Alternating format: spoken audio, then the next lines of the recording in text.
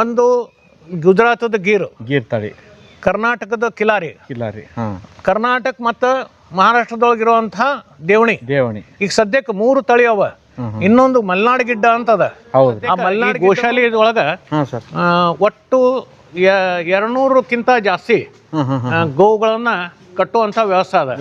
ಸದ್ಯಕ್ಕೆ 70ರಷ್ಟು ಅವ. ಈಗ 25-30ರಷ್ಟು ಹೋರಿ ಆಕಳ ಎಲ್ಲ ಸೇರಿ, ಕರು ಎಲ್ಲ ಸೇರಿ 30-32ರಷ್ಟು ಗೀರ್ ಅವ. ದೇವಣಿ ಎಷ್ಟಿದಾವ್ರಿ? ದೇವಣಿ ಸುಮಾರು 15-20 ಅವ. ಉಳಿದ ಹಾಲು ಡೈರಿಗೆ ಹಾಕಿದ ಏನು ಉಳಿತದಲ್ಲ, ಗೋಶಾಲೆ ಬಳಕೆಗೆ ಮತ್ತು ಇಲ್ಲಿ ಯಾರು ಬಂದಲ್ಲಿ ತೊಗೊಂಡು ಹೋಗ್ತಾರೆ ಔಷಧಿ ಸಲುವಾಗಿ, ಮಕ್ಕಳ ಸಲುವಾಗಿ, ಅದನ್ನು ಬಿಟ್ಟು ಉಳಿದದ್ದೆಲ್ಲ ಹಾಲು ನಾವು ತುಪ್ಪ ಮಾಡ್ತೀವಿ. ಆ್ಯಕ್ಚುಲಿ ಆಕಳ ಅಂತಂದ್ರೆ 33 ಕೋಟಿ ದೇವಿ ದೇವತಾ ಇರುವಂಥ ಆಕಳ ಅಂತಂದ್ರೆ ನಮ್ಮ ಜವಾರಿ ಆಕಳ. ಸೊ ಜವಾರಿ ಆಕಳ ಉಳ್ಕಿದ ಯಾವುದೂ ಆಕಳಲ್ಲ. ರೈತ ಬಾಂಧವರಿಗೆ ನಮಸ್ಕಾರ. ನಾನು ನಿಮ್ಮ ರಂಗು ಕಸ್ತೂರಿ ಮುಡುಗಳು. ಇವತ್ತು ನಾವು ಗೋಕಾಕ್ ತಾಲೂಕಿನ ಕೌಜಲ್ಗಿಯಲ್ಲಿದ್ದೀವಿ. ಇಲ್ಲಿ ವಿಶೇಷವಾದಂಥ ಒಂದು ಗೋಶಾಲೆಯನ್ನು ಪರಿಚಯ ಮಾಡಿಸ್ತಾ ಇದ್ದೀನಿ. ಗೋಶಾಲೆ ನಡೆಸುವುದರ ಜೊತೆಗೆ ನೂರಾರು ಜನ ರೈತರಿಗೆ ಸಾವಯವ ಕೃಷಿ ಬಗ್ಗೆ ತರಬೇತಿ ಕೊಟ್ಟಿದ್ದಾರೆ. ಒಂದು ಒಳ್ಳೆಯ ಜೀವನ ಕಟ್ಟಿಕೊಳ್ಳೋಕ್ಕೆ ಮಾರ್ಗವನ್ನು ಕೊಟ್ಟಿದ್ದಾರೆ ಅಂತ ವಿಶೇಷವಾದಂಥ ಗೋಶಾಲೆಗೆ ಇವತ್ತು ನಾವು ಬಂದಿದ್ದೀವಿ. ನಮ್ಮ ಜೊತೆ ಗೋಶಾಲೆ ನೋಡ್ಕೊಂಡು ಹೋಗುವಂಥ ಸರ್ ಅವರಿದ್ದಾರೆ. ನಮಸ್ಕಾರ ಸರ್. ನಮಸ್ಕಾರ ಸರ್. ಮೊದಲಿಗೆ ನಮ್ಮ ರೈತರಿಗೆ ತಮ್ಮ ಹೆಸರು ಮತ್ತು ಪರಿಚಯ ಹೇಳ್ರಿ ಸರ್. ನನ್ನ ಹೆಸರು ಶಿವಾನಂದ ರಂಗರಾವ್ ದೇಸಾಯಿ. ಹಾಂ ಸರ್. ಮೂಲ ಧಾರವಾಡದವ. ಹಾಂ ಸರ್. ಆಮೇಲೆ ಇಲ್ಲೇ ಈ RSSದ್ದು ಗೋಶಾಲೆ ಒಳಗೆ ಈ ಪ್ರಕಲ್ಪದ ಜವಾಬ್ದಾರಿ ನನಗೆ ಕೊಟ್ಟಾರ. ಸರ್, ಎಷ್ಟು ವರ್ಷ ಆಯ್ತು ಈ ಗೋಶಾಲೆ ನಿರ್ಮಾಣ? ಸುಮಾರು ನಾನು 4 ವರ್ಷದಿಂದ ಇದ್ದೇನೆ. ಇದು 2022 ಅಕ್ಟೋಬರ್ ಎಂಡಿಗೆ ಇದರದ್ದು ಉದ್ಘಾಟನೆ ಆಯ್ತು. ಅವಾಗಿಂದ ಇಲ್ಲೇ ಕೆಲಸ ಮಾಡ್ಲಿಕ್ಕತ್ತೇವೆ ನಾವು. ಸರ್, ವಿಶೇಷವಾಗಿ ಎಷ್ಟು ಗೋವುಗಳಿದಾವೆ ಸರ್ ಇಲ್ಲಿ? ಇಲ್ಲೇ ಸದ್ಯಕ್ಕಂತೂ 70ರಷ್ಟವ, 65-70ರಷ್ಟವ. ಸರ್, ಎಷ್ಟು ಏರಿಯಾದಲ್ಲಿ ಗೋಶಾಲೆ ಆದ್ರಿ? ಇದು ಹಸುಗಳವ? ಕೌಜಲ್ಗಿ ಹಿರಿಯ ರೈತರು ಅನಂತ ಕೃಷ್ಣಾಜಿ ನಾಯಕ್ ಅಂತ, ಅವರು ಈ ಭೂಮಿ 12 ಎಕರೆ ಭೂಮಿ ಈ ಗೋಶಾಲೆ ಸಲುವಾಗಿ ಕೊಟ್ಟಾರ. ಅಲ್ಲೇ ನಾವು ಕಟ್ಟಡ ಇರ್ಲಿಕ್ಕೆ ಗೋಶಾಲೆ ಮತ್ತು ಒಂದು ಟ್ರೈನಿಂಗ್ ಸೆಂಟರ್, ತರಬೇತಿ ಕೇಂದ್ರನೂ ಮಾಡೇವಿ ಈಗ ಸದ್ಯಕ್ಕೆ. ಇದಲ್ದ ಒಂದು ಬನಶಂಕರಿ ಗುಡಿ, ಅನಂತ ಕೃಷ್ಣಾಜಿ ನಾಯಕ್ ಅವ್ರದ್ದು ಕುಲದೇವರು ಬನಶಂಕರಿ, ಆ ಬನಶಂಕರಿದು ಒಂದು ಗುಡಿ ಮಾಡೇವಿ. ಈಗ ಮುಂದೆ ಇನ್ನೂ ಒಂದಿಷ್ಟು ಇದ್ರೊಳಗೆ ಜಾಸ್ತಿ ಇದು ಬೇಕು ಅಂತಂದು, ಫೆಸಿಲಿಟಿ ಬೇಕು ಅಂತಂದು ಅಲ್ಲೇ ಒಂದು ಸಭಾಭವನ, ಮ್ಯೂಸಿಯಮ್ಮು, ಆಮೇಲೆ ನೆಲ ಜಲ ಅದರದ್ದು ಲ್ಯಾಬೊರೇಟ್ರಿ, ಆಮೇಲೆ ಲೈಬ್ರರಿ, ಈ ಥರ ಎಲ್ಲ ಮುಂದೆ ಮಾಡೋರಿದ್ದೇವೆ. ಇಂಪ್ರೂವ್ಮೆಂಟ್ ಸರ್, ಈ ಹಸುಗಳಿಗೆ ಮೇವು ಒಟ್ಟು ಇದ್ರದ್ದೆಲ್ಲ ವ್ಯವಸ್ಥೆ ಯಾವ ಥರ ಮಾಡಿದ್ರಿ? ಸದ್ಯಕ್ಕೆ ಮೇವು ಇಲ್ಲಿಯೂ ನಾವು ಸ್ವಲ್ಪ ಬೆಳ್ಕೋತೀವಿ. ಇದಲ್ದ ರೈತರಿಗೆ ನಾವು ಇದು ಸಾವಯವ ಕೃಷಿ ಬಗ್ಗೆ ತರಬೇತಿ ಏನು ಕೊಡ್ತೇವಲ್ಲ, ಆ ತರಬೇತಿ ಕೊಡಲಿಕ್ಕೆ ಸ್ವಲ್ಪ ಅನುಕೂಲ ಆಗೋಂಗೆ ಒಂದು 2 ಎಕರೆ ಎಷ್ಟು ಜಮೀನದೊಳಗೆ ಬೇರೆ ಬೇರೆ ಇದನ್ನು ಹಾಕ್ಕೊಂಡು ಮೇವು, ಕಾಯಿಪಲ್ಯ, ಅರಿಶಿಣ, ಗೋವಿನ, ಗೋಧಿ, ಸದಕ ಈ ಥರ ಹಾಕಿ ಅವ್ರಿಗೆ ಟ್ರೈನಿಂಗ್ ಕೊಡ್ತೇವೆ. ಸರ್, ಮೊದಲಿಗೆ ಗೋವುಗಳು ಯಾವ್ಯಾವ ತಳಿ ಇದಾವೆ, ಯಾವ ಥರ ಇದಾವೆ ಎಲ್ಲಾನು ವಿವರವಾಗಿ ತೋರಿಸಿ ನಂತರ ನಿಮ್ಮ ಟ್ರೈನಿಂಗ್ ಬಗ್ಗೆ ಡಿಸ್ಕಸ್ ಮಾಡೋಣ. ಇಲ್ಲೇ ಇದ್ರೊಳಗೆ ಆ ಗೋಶಾಲೆ ಒಳಗೆ 4 ಥರದ ತಳಿಗಳನ್ನು ಇದನ್ನು ಮಾಡಬೇಕು ಅಂತ ಮೊದಲು ನಿಶ್ಚಯ ಮಾಡೇವೆ. ಒಂದು ಗುಜರಾತದ ಗೀರ್ ತಳಿ, ಕರ್ನಾಟಕದ ಕಿಲಾರಿ, ಕರ್ನಾಟಕ ಮತ್ತು ಮಹಾರಾಷ್ಟ್ರದೊಳಗಿರುವಂಥ ದೇವಣಿ. ಈಗ ಸದ್ಯಕ್ಕೆ 3 ತಳಿ ಅವ. ಇನ್ನೊಂದು ಮಲ್ನಾಡ್ ಗಿಡ್ಡ ಅಂತದ. ಆ ಮಲ್ನಾಡ್ ಗಿಡ್ಡನ್ನು ತರಬೇಕಾಗ್ಯದ. ಅದು ಬರ್ತಾ ತರ್ತೇವೆ ನಾವು. 12 ಆಕಳಿಂದ ಶುರು ಮಾಡಿ ಈಗ 68, 60, 70, 72 ಅಷ್ಟವ ಎಲ್ಲ ಸೇರಿ. Okay sir. ಈ ಬನಶಂಕರಿ ಗೋಶಾಲೆಗೆ ಜಮೀನನ್ನು ದೇಣಿಗೆ ನೀಡಿದಂಥ ದಾತರು, ನಮಸ್ಕಾರ ಸರ್. ನೀವು ಈ ಒಳ್ಳೆಯ ಉದ್ದೇಶಕ್ಕೋಸ್ಕರ ಗೋಶಾಲೆಗೆ ಜಮೀನನ್ನು ನೀಡಿದಿರಿ. ನಿಮ್ಮಂತೆಯೇ ಇವರು ಕೂಡ ಉತ್ತಮವಾಗಿ ನಡ್ಸ್ಕೊಂಡು ಹೊಂಟಿದ್ದಾರೆ. ನಿಮ್ಗೆ ಹೆಂಗೆ ಅನಿಸ್ತದೆ ಸರ್? ಇಲ್ಲ, ಚಲೋ ನಡೆಸ್ಯಾರ. ಆ ಗೋವುಗಳು ಸುಪುಷ್ಟವ, ಅವಕ್ಕೆಲ್ಲ ಮೇವು ಬೇರೆ ಕಾಲಕ್ಕೆ ಹಾಕ್ತಾರೆ. ನೀರಿನ ವ್ಯವಸ್ಥೆನೂ ಅಲ್ಲಲ್ಲಿ ಮಾಡ್ಯಾರ. ಟ್ರೈನಿಂಗು ತಿಂಗಳಿಗೆ ಒಂದು ದಿವಸ ಇಟ್ಟಿರ್ತಾರೆ, ಮತ್ತು 2 ತಿಂಗಳಿಗೆ ಅದು ಒಂದು ವಾರದ ಇಟ್ಟಿರ್ತಾರೆ. ಗೋಶಾಲೆ ಬಗ್ಗೆ ಮತ್ತು ಊರಲ್ಲಿ ಇದ್ರ ಪ್ರಚಾರ ಈ ಸಂಸ್ಥೆ ಇದರಿಂದ ಆಗ್ಯದ. ಒಟ್ಟಿನಲ್ಲಿ ನಿಮ್ಮ ಕಡೆಯಿಂದ ಎಲ್ಲರಿಗೂ ಅನುಕೂಲ ಆಗ್ಯದ್ರಿ. ಆಗ್ಯದ. ಸರ್ ಇಲ್ಲಿ ಎಷ್ಟು ಹಸುಗಳಿಗೆ ವ್ಯವಸ್ಥೆ ಆದ ಸರ್? ಈಗ ಸದ್ಯಕ್ಕೆ ಈ ಗೋಶಾಲೆ ಒಳಗೆ ಹಾಂ ಸರ್, ಒಟ್ಟು 200ಕ್ಕಿಂತ ಜಾಸ್ತಿ ಗೋವುಗಳನ್ನ ಕಟ್ಟುವಂಥ ವ್ಯವಸ್ಥೆ ಅದ. ಸದ್ಯಕ್ಕೆ 70ರಷ್ಟವ. ಈಗ 200ರಷ್ಟು ಗೋವುಗಳನ್ನು ಕಟ್ಟುವಂಥ ವ್ಯವಸ್ಥೆ ಅದ. ಒಟ್ಟು ಸ್ವಚ್ಛಂದಾಗಿರ್ಬೇಕು. ಅವು ಮುಂಜಾನೆ ಇಲ್ಲಿರ್ತಾವೆ. ಮುಂಜಾನೆಯಿಂದ ಸಂಜೆ ತನಕ ಹಿಂದೆ ನಮಗೆ ಅವಕ್ಕೆ ಅಡ್ಡಾಡಿ ಯಾವಾಗಾದ್ರೂ ಕಟ್ಟಿ ಮೇಯಿಸಬಾರ್ದು. ಹೌದೌದು. ಅವು ದಿವಸಕ್ಕೆ ಸ್ವಲ್ಪ ಅಡ್ಡಾಡಬೇಕು. ಯಾವ ತರ ಸಮಯ ಸುಮಾರು ಮುಂಜಾನೆ 9 ಯಾವ ತರ ಐತಿ ಸ್ವಲ್ಪ ಹೇಳಿ. 9-9:30 ತನಕ ಮುಂಜಾನೆ. ಆಕ್ಚುಲಿ 5:30ಯಿಂದ ನಮ್ದು ಗೋಸೇವಾ ಶುರು ಆಗ್ತದೆ.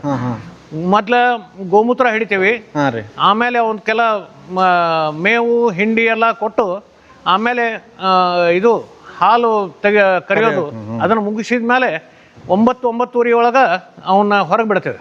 ಆಮೇಲೆ ಸಂಜೆ 4 ಸುಮಾರು ಮತ್ತೆ ಒಳಗೆ ಕರ್ಕೋತೇವೆ. ಅಂದ್ರೆ ಹೊರಗನು ಅದಕ್ಕೆ ಮೇವಿನ ವ್ಯವಸ್ಥೆ ಐತೆ. ಹೊರಗನು ವ್ಯವಸ್ಥೆ ಮಾಡಿರ್ತೀವಿ. ಹೊರಗನು ವ್ಯವಸ್ಥೆ ಮಾಡಿನ ಬಿಟ್ಟಿರ್ತೇವೆ. ಅಲ್ಲೇ ಕುಡಿಲಿಕ್ಕೆ ನೀರಿನ ವ್ಯವಸ್ಥೆನೂ ಅದ ಹೊರಗೆ. ಆಮೇಲೆ ಇಲ್ಲಿಯೂ ವ್ಯವಸ್ಥೆ ಅದ. ಈ ಕಡೆ ದೇವಣಿ ಮತ್ತು ಕಿಲಾರಿ ಇದಾವ. ಇದು ಎಲ್ಲ ಕಿಲಾರಿ. ಆಮೇಲೆ ಅಲ್ಲೇ ದೇವಣಿ, ಆ ಕಡೆ ದೇವಣಿ ಅದ. ಇದು ಗೀರು. ಇಲ್ಲೆಲ್ಲ ದೇವಣಿ ಅವ. ಈ ಕಡೆ ಎಲ್ಲ ದೇವಣಿ ಅವ. ಅಲ್ಲಿ ಆ ಕಡೆ ಕಿಲಾರಿನೂ ಅವ. ಇದೆಲ್ಲ ಗೀರು. ಇದೆಲ್ಲ ಗೀರ್ ತಳಿ ಹಸುಗಳು. ಈಗ ಗೀರ್ ತಳಿ ಹಸುಗಳು ಸಾಮಾನ್ಯವಾಗಿ ಗುಜರಾತ್ ಭಾಗದಲ್ಲಿ, ಹೌದೌದು, ನಮ್ಮ ಭಾಗಕ್ಕೆ ಯಾವ ತರ ಹೊಂದ್ಕೊಂಡಿದಾವ ಸರ್? ಇದು 2022ದಾಗ ಬಂದ್ವು, ಜೂನ್ದಾಗ. ಒಂದು 6 ತಿಂಗಳ ತನಕ ಒಂದು ಸ್ವಲ್ಪ ಅವಕ್ಕೂ ಹೊಂದ್ಕೊಳ್ಳಿಕ್ಕೆ ಇದು ಆಯ್ತು, ಸಮಯ ಬೇಕಾಯ್ತು. ಒಂದು 6 ತಿಂಗಳಾದ್ಮೇಲೆ ಹೊಂದ್ಕೊಂಡವು. ಈಗ ಅದ 3-3.5 ವರ್ಷ ಆಯ್ತು. ಅವ ಬಂದಾಗ 15 ಆಕಳ ಒಂದು ಹೋರಿ ಬಂದಿತ್ತು. ಸೊ ಈಗ 25-30ರಷ್ಟು ಹೋರಿ ಆಕಳ ಎಲ್ಲ ಸೇರಿ, ಕರು ಎಲ್ಲ ಸೇರಿ 30-32ರಷ್ಟು ಗೀರವ. ದೇವಣಿ ಎಷ್ಟಿದಾವ್ರಿ? ದೇವಣಿ ಸುಮಾರು 15ರಿಂದ 20 ಅವ. ಸರ್, ಈಗ ಪ್ರತಿನಿತ್ಯ ಇವಕ್ಕೆ ಯಾವ ಥರ ಆಹಾರ ಕೊಡ್ತೀರಿ? ಪ್ರತಿನಿತ್ಯ ಮೇವು, ಹಿಂಡಿ ಎಲ್ಲ ಕೊಡ್ತೀವಿ. ಆಮೇಲೆ ಯಾವ ಥರ ಟೈಮ್ ಟೇಬಲ್ ಮಾಡ್ಕೊಂಡ್ರಿ? ಆ ಟೈಮ್ ಟೇಬಲ್ ಬೆಳಿಗ್ಗೆನೂ ಕೊಡ್ತೇವೆ. ಆಮೇಲೆ ಅಲ್ಲಿ ಹೊರಗೆ ಮೈಲಿಸ್ಗೆ ಕಳ್ಸಿರ್ತೀವಿ. ಆಮೇಲೆ ಮತ್ತೆ ಸಂಜೆಗೆ 4 ಕಡೆ ಬಂದ್ಮೇಲೆ ಈಗಾಗಲೇ ನೋಡ್ರಿ, ಈಗ ಇದೇನು ಬಂದು ಅವು ಮೇವು ಹಾಕಿನ ಕರ್ಕೊಂಬರ್ತೇವೆ. ಬಾದ್ಲಿ ಒಳಗೆ ಮೇವು ಹಾಕಿ ಕರ್ಕೊಂಬರ್ತೇವೆ. ಆಮೇಲೆ ಮತ್ತೆ ಇದು ಮೇವು ಇದು ಆದ್ಮೇಲೆ ಸಂಜೆಗೆ ಮತ್ತೆ ನೀರು ಕುಡಿಸಿದ ಮೇಲೆ ಮನೆಗೆ ಹೋಗ್ತಾರ ಅವ್ರು. ಈಗ ಕೆಲವೊಂದ್ ಕಡೆ ಏನ್ ಮಾಡ್ತಾರ್ರಿ, ಗಬ್ಬಿರೋವು ಕರು ಹಾಕಿರೋವು ಅವಕ್ಕೆ ವಿಶೇಷ ಪೋಷಣೆ ಮಾಡೋದು, ಮತ್ತೆ ಮಿಕ್ಕಿದವಕ್ಕೆ ಸಪರೇಟ್ ಪೋಷಣೆ ಮಾಡೋದು, ಈ ತರ ಇದ.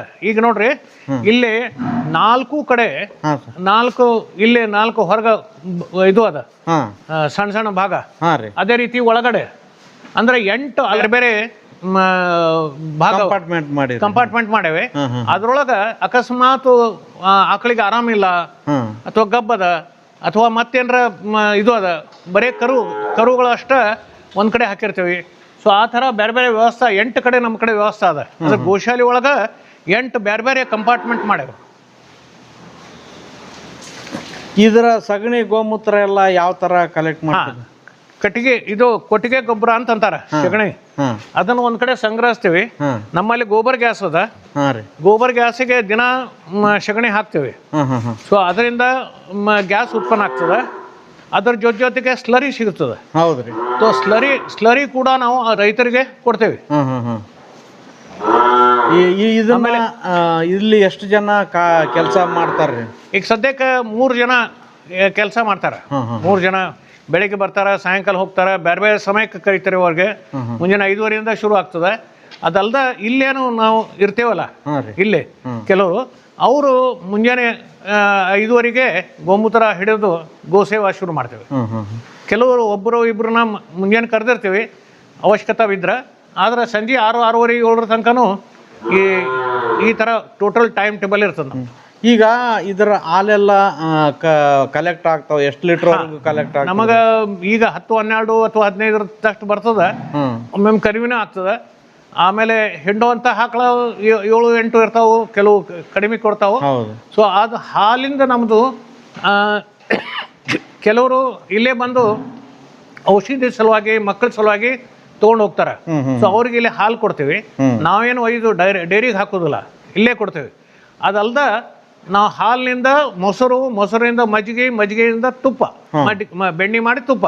ಸೊ ಈ ತರ ಒಂದೇನೋ ಹಳೆ ಪದ್ಧತಿ ಅದಲ್ಲ, ಈ ಹಳೆ ಪದ್ಧತಿಯಿಂದ ನಾವು ಇಲ್ಲೇ ತಯಾರು ಮಾಡ್ತೇವೆ. ಅಂದ್ರೆ ತುಪ್ಪನ ಮಾಡ್ತೇವೆ. ಆಕ್ಚುಲಿ ನಾವು ಉಳಿದ ಹಾಲು ಡೈರಿಗೆ ಹಾಕ್ದ ಏನು ಉಳಿತದಲ್ಲ ಗೋಶಾಲೆ ಬಳಕೆಗೆ ಮತ್ತು ಇಲ್ಲಿ ಯಾರು ಬಂದು ಅಲ್ಲಿ ತೊಗೊಂಡು ಹೋಗ್ತಾರೆ ಔಷಧಿ ಸಲುವಾಗಿ ಮಕ್ಕಳ ಸಲುವಾಗಿ, ಅದನ್ನು ಬಿಟ್ಟು ಉಳಿದದ್ದು ಎಲ್ಲ ಹಾಲು ನಾವು ತುಪ್ಪ ಮಾಡ್ತೀರಿ. ಮಾರ್ಕೆಟ್ ಯಾವ ಥರ ಮಾಡ್ತೀರಿ ಸರ್? ಇಲ್ಲೇ ಬಂದು ತೊಗೊಂಡು ಹೋಗ್ತೀವಿ? ಇಲ್ಲ ಮಾರ್ಕೆಟ್ಟು ನಾವು ಇಲ್ಲೇ ಬಂದು ತೊಗೊಂಡು ಹೋಗ್ತಾರೆ. ನಾವು ಪ್ರಶ್ನೆ ಬರೋದಿಲ್ಲ. ಸುಮಾರು ಒಂದು 8-10 ಜನ ಕೇಳಿದಾಗ ಒಬ್ಬರಿಗೆ ಕೊಡ್ಲಿಕ್ಕೆ ಆಗ್ತದೆ. ಯಾಕಂದ್ರೆ ಡಿಮಾಂಡ್ ಭಾಳ ಅದ, ಉತ್ಪತ್ತಿ ಕಡಿಮೆ. ನಮ್ಮಲ್ಲಿ ಎಲ್ಲ ಆಕಳ ಇರೋದು ಜವಾರಿ. ಹೌದ್ರಿ. ಸೊ ಜವಾರಿ ಆಕಳದ ಬೆಣ್ಣಿಗೆ ಮತ್ತು ತುಪ್ಪಕ್ಕೆ ಭಾರಿ ಡಿಮಾಂಡ್ ಅದ. ಸೊ ಅದು ಎಲ್ಲರಿಗೂ ಗೊತ್ತದ. ಮತ್ತು ರೀಸನೇಬಲ್ ರೇಟ್ನಾಗ 2200 ಕಿಲೋ ಮಾಡ್ತೇವೆ ನಾವು.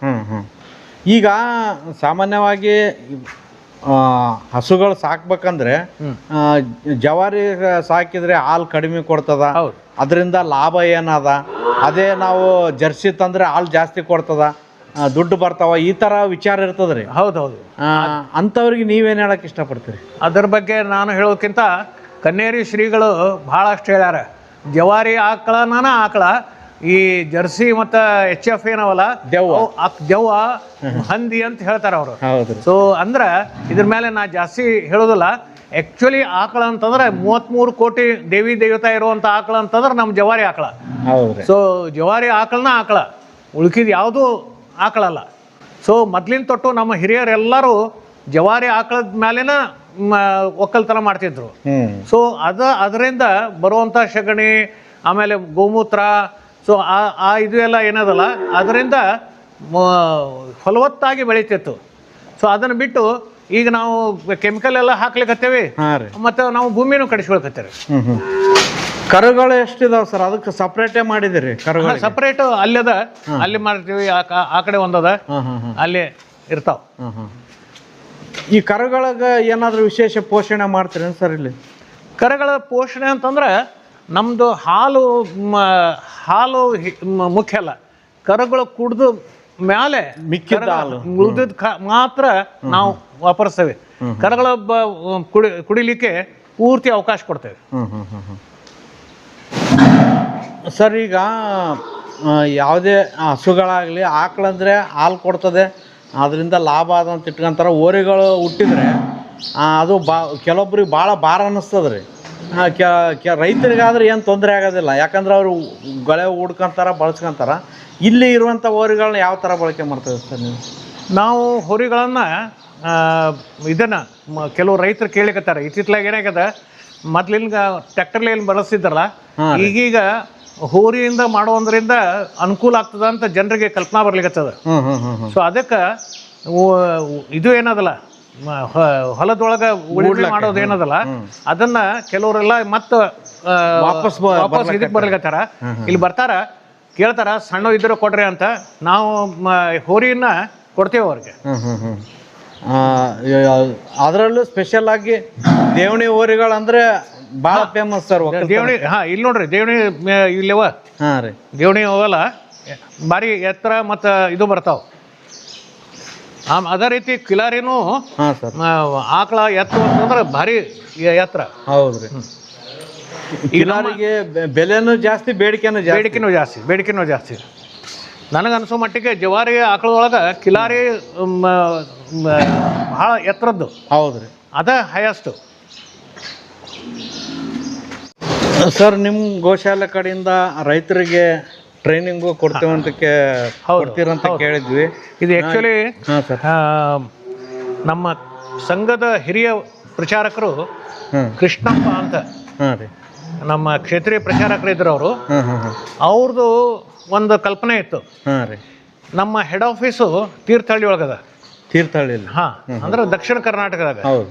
ಸೊ ಉತ್ತರ ಕರ್ನಾಟಕದಾಗ ಈ ಥರದ್ದು ಒಂದು ಪ್ರಕಲ್ಪ ಇರಬೇಕು, ಇದರಿಂದ ರೈತರಿಗೆ ಅನುಕೂಲ ಆಗಬೇಕು ಅಂತಂದು ಅವ್ರು ಕಲ್ಪನೆ ಮಾಡಿದ್ರು.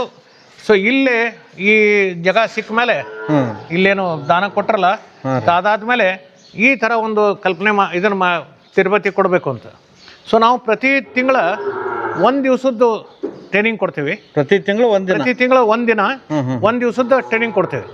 ಅದಲ್ದ ಸುಮಾರು 3 ತಿಂಗಳಿಗೊಮ್ಮೆ 5 ರಿಂದ 7 ದಿವಸದ್ದು ಕೊಡ್ತೀವಿ ಟ್ರೈನಿಂಗ್. ಸೊ ಅದಕ್ಕೆ ಬರ್ತಾರೆ ಯಾರು ಒಂದಿನ ಒಂದು ದಿವಸದ ಟ್ರೈನಿಂಗ್, 3 ತಿಂಗಳು ಒಂದ್ಸತಿ 5 ದಿನ.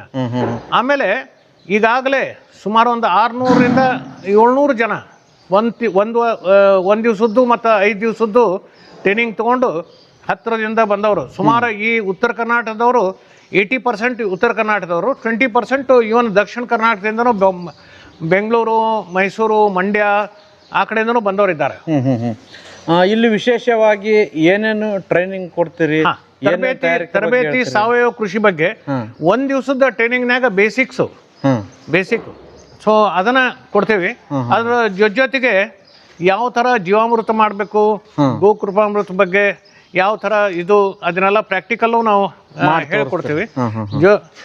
ಜೊತೆಗೆ ಗೋ ಉತ್ಪನ್ನಗಳನ್ನು ಮಾಡೋವನ್ನು ಒಂದು ಸ್ವಲ್ಪ ಬಗ್ಗೆ ಹೇಳ್ಕೊಡ್ತೀವಿ ಅಷ್ಟೇ. ಮಾಡಿ ಅವತ್ತು ಒಂದೇ ದಿವಸದಾಗ ಮಾಡಿ ತೋರಿಸ್ಲಿಕ್ಕೆ ಆಗೋದಿಲ್ಲ. ಅದ್ರ ಸಲುವಾಗಿ 3 ದಿವಸ ಟ್ರೈನಿಂಗು ಮತ್ತು 5 ದಿವಸ ಟ್ರೈನಿಂಗ್ನೊಳಗೆ ಅದನ್ನು ಕವರ್ ಮಾಡ್ತೀವಿ, ವಿಸ್ತಾರವಾಗಿ ಮಾಡ್ತೀವಿ. ಸರ್, ನಿಮ್ಮ ಗೋಶಾಲೆಯಲ್ಲಿ ಏನೇನು ಗೋ ಉತ್ಪನ್ನಗಳು ತಯಾರಾಗ್ತವೆ ಅದ್ರ ಬಗ್ಗೆ ಸ್ವಲ್ಪ ಮಾಹಿತಿ. ನಮ್ಮ ಗೋಶಾಲೆಯೊಳಗೆ ಗೋ ಅರ್ಕ, ಗೋನೈಲ್ ಅಂತಂದ್ರೆ ಈ ಫರ್ಸಿ ಒರೆಸ್ಲಿಕ್ಕೆ ಫಿನಾಯಿಲ್ ಟೈಪ್ ಗೋನೈಲ್ದು ಒಂದು ವಿಶೇಷ ಇದು ಅಂತಂದ್ರೆ ಅದ್ರೊಳಗೆ ಗೋಮೂತ್ರ ಮತ್ತು ಅರಿಶಿಣ ಇರ್ತದೆ. ಇವು ಎರಡೂ ಆರೋಗ್ಯ ದೃಷ್ಟಿಯಿಂದ ಚಲೋ ಮತ್ತು ಸ್ವಚ್ಛನೂ ಆಗ್ತವೆ. ಸೊ ಈಗ ನಮ್ಮ ಗೋನೈಲ್ ಏನದಲ್ಲ ಭಾಳಷ್ಟು ಪ್ರಸಿದ್ಧ ಆಗ್ಯದ, ಭಾಳಷ್ಟು ಮಂದಿ ಒಯ್ತಾರೆ. ಸೊ ಗೋ ಅರ್ಕ ಆ್ಯಕ್ಚುಲಿ ಇದು ಔಷಧಿ ಅಲ್ಲ, ಇದು ರೋಗ ನಿರೋಧಕ ಶಕ್ತಿ ಬರಲಿಕ್ಕೆ ದಿನ ಒಂದಿಷ್ಟು ಒಂದು 10 ml 20 ml ನಾವು ತಗೋತಾ ಇದ್ರೆ ನಮಗೆ ಸಣ್ಣ ಪುಟ್ಟ ಯಾವುದೇ ರೋಗಗಳು ಬರೋದಿಲ್ಲ. ಅದ್ರ ಜೊತೆ ಧೂಪ ಮಾಡ್ತೇವೆ, ಪ್ರಣತಿ ಮಾಡ್ತೇವೆ, ದಂತ ಮಂಜನ ಮಾಡ್ತೇವೆ, ಆಮೇಲೆ ಸೋಪು ಮಾಡ್ತೇವೆ. ಇದಲ್ದ ಇನ್ನೂ ಒಂದು 5-6 ಐಟಮ್ ಮಾಡಬೇಕು ಅಂತದ. ಅದ್ರದ್ದು ಈಗ ಜವಾರಿ ಬಾಮ್ ಅಂತ ಮೊದಲು ಮೆಂತ್ಯಾಲ ಅಂತ ಬರ್ತಿತ್ತು, ತಲಶೂಲ್ ಇದ್ದಾಗ ಸ್ವಲ್ಪ ಹಚ್ಕೊಳ್ಳೋದು. ಸೊ ಆ ಥರದ್ದು ಮಾಡ್ತೇವೆ. ಒಂದು ಬಾಮ್ ಬಾಮ್ ಸರ್. ಈಗ ಈ ವಿಭೂತಿನೂ ಮಾಡ್ತೀರಿ ಸರ್? ಹಾಂ, ವಿಭೂತಿ ಮಾಡ್ತೇವೆ. ಆಮೇಲೆ ಅಗ್ನಿಹೋತ್ರದ ಕುಳ್ಳು. ಅಗ್ನಿಹೋತ್ರ ಮಾಡ್ತಾರೆ ಎಲ್ಲ. ಈಗ ಬಹಳಷ್ಟು ಜನ ಅಗ್ನಿಹೋತ್ರ ಮಾಡ್ತಾರೆ. ಸೊ ಅಗ್ನಿಹೋತ್ರದ ಕುಳ್ಳು ಮಾಡ್ತೇವೆ. ಆಮೇಲೆ ಇದು ಸಗಣಿ ಪುಡಿ, ಇದರಿಂದ ತಾಮ್ರಗೌರ ಅಂತ ಒಂದು ಪ್ರಾಡಕ್ಟ್ ಒಬ್ರು ಮಾಡ್ತಾರೆ. ಸೊ ಅವ್ರಿಗೆ ಇದು ಸಗಣಿ ಪುಡಿನೂ ರೆಡಿ ಮಾಡಿ ಕೊಡ್ತೇವೆ.